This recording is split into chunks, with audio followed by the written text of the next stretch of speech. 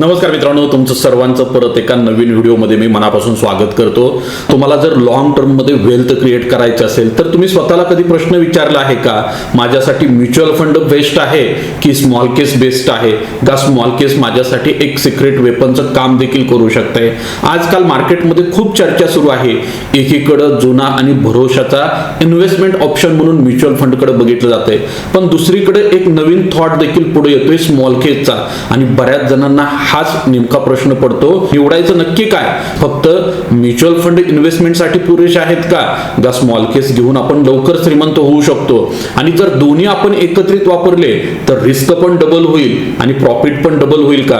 असे पण काही जणांच्या मनामध्ये प्रश्न आहेत। आजच्या व्हिडिओमध्ये आपण हे बॅटल बघणार नाहीये, पण ही एक स्मार्ट इन्व्हेस्टमेंट स्ट्रॅटेजी मात्र डेफिनेटली बघणार आहोत। आपण पाहणार आहोत म्युच्युअल फंड आणि स्मॉल केस यांचा एकत्रितपणे कसा वापर करायचा, जेणेकरून आपल्या पोर्टफोलिओमध्ये हे दोघं जर एकत्रित असतील तर खऱ्या अर्थानं वेल्थ क्रिएशनची स्टोरी सुरू होईल। जर तुम्ही 30 ते 40च्या वयात असाल आणि फायनान्शियल फ्रीडमचा विचार करत असाल तर हा व्हिडिओ शेवटपर्यंत नक्की बघा, कारण तुम्हाला यातून खूप मोठा फायनान्शियल लेसन मिळणार आहे। मित्रांनो, गेल्या काही वर्षापासून गुंतवणुकीचं जग पूर्ण बदललं आहे। एक काळ असा होता, लोकांना फक्त बँकेतील एफडी सेफ वाटत होती, गोल्डमध्ये इन्व्हेस्टमेंट केली म्हणजे सर्व समस्या सुटला असा समज होता। पण मित्रांनो, त्यानंतर म्युच्युअल फंड आले, एसआयपी आल्या आणि प्रत्येक घराघरापर्यंत एसआयपी पोहोचली, म्युच्युअल फंड पोहोचला। पण मित्रांनो, आता नवीन पिढी आली आहे, 1990-91 नंतर जन्मलेली पिढी। त्या पिढीला म्युच्युअल फंडामध्ये इन्व्हेस्टमेंट नाही करायचे, त्यांना स्मार्ट इन्व्हेस्टर बनायचं आहे आणि त्यांच्यासाठी एक चांगला पर्याय म्हणून स्मॉल केस इन्व्हेस्टमेंट कडे बघितलं जातंय।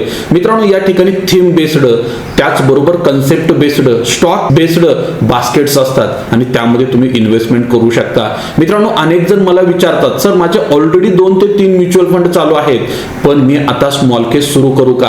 म्युच्युअल फंड बंद करून त्यातले सगळे पैसे काढून स्मॉल केस मध्ये टाकू का? मित्रांनो, हा गोंधळ दूर होणं गरजेचं आहे, कारण चुकीची निवड जर केली तुम्ही तर रिस्क वाढू शकते। आणि म्हणून आज आपण ह्या दोन्ही ऑप्शनचे डिटेलमध्ये चर्चा या व्हिडिओमध्ये करणार आहे। चला मित्रांनो, सुरुवात करूया। दोन्हीपैकी नेमकं बेस्ट काय आहे आणि माझ्यासाठी योग्य काय आहे?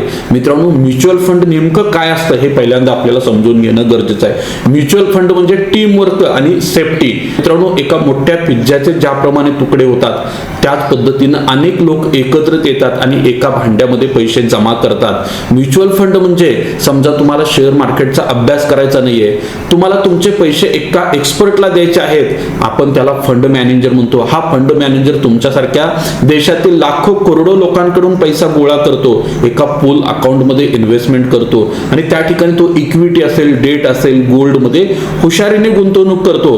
पण इथे मित्रांनो, डायरेक्ट स्टॉक्स आपल्याला मिळत नाहीत, तुम्हाला मिळतात युनिट्स। तुम्ही 500 किंवा 1000 रुपयापासून एसआयपी सुरू करू शकता, त्या बदल्यात फंड मॅनेजर तुमच्या नफ्यातून थोडासा एक्सपेन्सेस रेशो कट करून घेतो। थोडक्यात काय तर म्युच्युअल फंड म्हणजे टीम वर्क। इथं प्रोफेशनल ड्रायव्हर गाडी चालवतो, तुम्ही फक्त मागे बसून प्रवासाचा आनंद घ्यायचा असतो। पण मित्रांनो, स्मॉल केस मध्ये काय असतं? स्मॉल केस तुमची स्वतःची एक टीम असते, जशी IPL मध्ये टीम असते। आता वळूया मित्रांनो स्मॉल केस कडे। स्मॉल केस म्हणजे काय? एक स्टॉकचं बास्केट असतं जे तुमचे थीम, तुमची आयडिया यावर आधारित असतं। उदाहरणार्थ जर घ्यायचं असेल, तुम्हाला तुमचा अभ्यास सांगत असेल, येणाऱ्या दिवसात भारतात इलेक्ट्रिकल व्हेकलला खूप मोठी डिमांड येणार आहे, हे सेक्टर खूप मोठ्या प्रमाणात बूम होणार आहे, मग तुम्ही एक स्टॉक शोधण्यापेक्षा इलेक्ट्रिक मोबिलिटीचे सर्व स्टॉक घेऊ शकता। त्या ठिकाणी आपोआप बनतो एक स्मॉल केस। मित्रांनो, आता स्मॉल केस ज्यावेळेला आपण म्हणतो त्यावेळेला आपल्याला म्युच्युअल फंड आणि स्मॉल केस मधला एक बेसिक डिफरन्स लक्षात येणं गरजेचं आहे।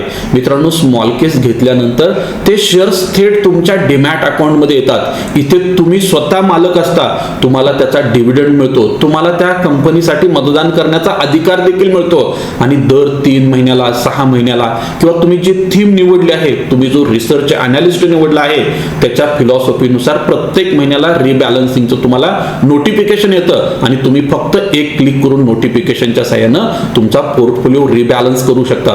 मित्रांनो, आता स्मॉल केस आणि म्युच्युअल फंड मध्ये नेमका फरक काय हे देखील समजून घेणं तुम्हाला खूप गरजेचं आहे। मित्रांनो, तुम्ही जर या ठिकाणी बघत असाल स्मॉल केस आणि म्युच्युअल फंडचा डिफरन्स तयार करणारा एक खूप मोठा मी चार्ट तुमच्या सोबत शेअर करतोय, स्ट्रक्चर, मिनिमम इन्व्हेस्टमेंट किती असते, त्याचं कंट्रोल कुणाकडे असतं, त्यामध्ये डायव्हर्सिफिकेशन कसं होतं, कॉस्ट कशा पद्धतीनं असते, टॅक्सेशन काय राहतं, लिक्विडिटी लॉक इन पिरियड असतो का, रेग्युलेशन कोण करतं, ह्या सगळ्या गोष्टी बघा. म्हणजे तुमच्या लक्षात येईल की बाबा SIP बेस्ड आहे की म्युच्युअल फंड बेस्ड आहे.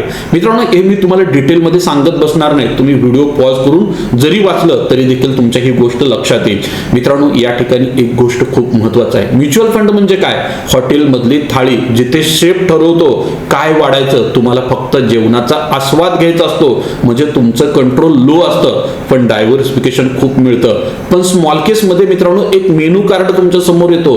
तुम्ही स्वतः रेसिपी निवडता, तुम्हाला तिथं काय हवं आहे ते तुम्ही स्वतः सांगता आणि तुमची थीम तुमच्या ताटामध्ये येते. म्हणजे तुमचं कंट्रोल हाय असतं आणि डायरेक्ट ओनरशिप देखील असते. मित्रांनो, आता प्रश्न आहे, आपल्याला फरक तर समजला. मग $1,000,000 क्वेश्चन असा आहे की मी नेमकं काय निवडू? कोअर आणि सॅटेलाइट स्ट्रॅटेजी या ठिकाणी खूप महत्वाचे आहे. संपत्ती बनवायची असेल तर एकाच घोड्यावर सगळा पैसा लावण्यात काही अर्थ नाही.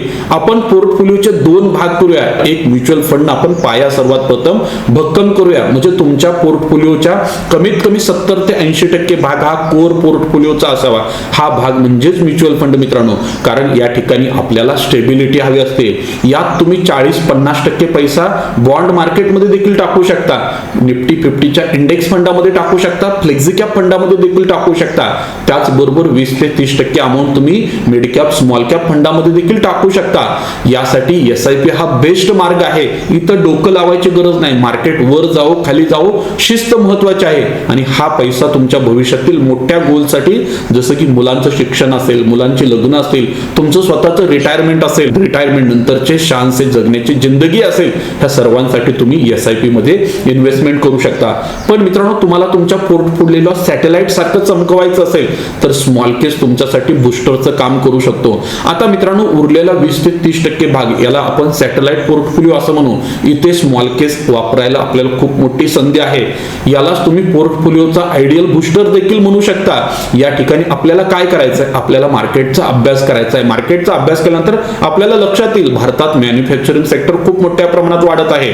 मग मेक इन इंडियाची थीम इन्व्हेस्टमेंटला घेऊ शकता. डिजिटल इंडिया खूप जोरात चालला आहे, मग डिजिटल इन्क्लुजनचे स्मॉल केस घेऊ शकता.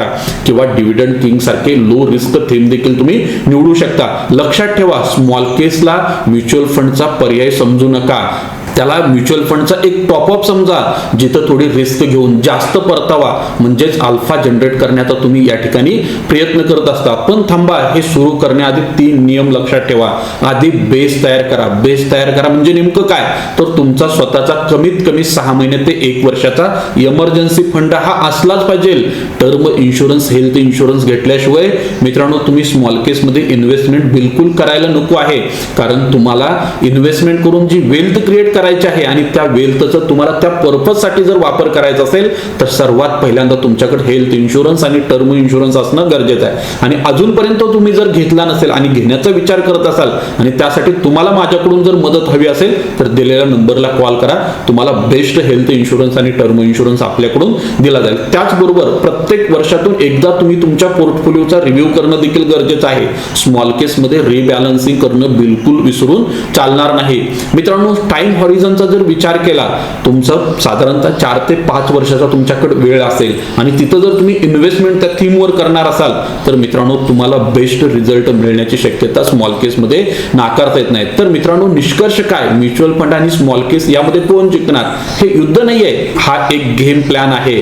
ज्यांना सुरक्षित आणि स्टेडी वेल्थ हवी आहे त्यांनी म्युच्युअल फंडामध्ये इन्व्हेस्टमेंट करणं गरजेचं आहे. आणि ज्यांना मार्केटचं थोडंफार नॉलेज आहे, मार्केटचा एक्सपिरियन्स आहे, त्यांचं कन्व्हिक्शन एखाद्या सेक्टरवरती, एखाद्या स्टॉकवरती असेल, एखाद्या थीमवरती असेल तर त्यांनी स्मॉल केस सोबत जायला देखील काही अडचण नाही. मग आता मला सांगा, तुमची स्ट्रॅटेजी काय असणार? 70-30 ची स्ट्रॅटेजी वापरणार की 100% म्युच्युअल फंड मध्ये इन्व्हेस्टमेंट करणार?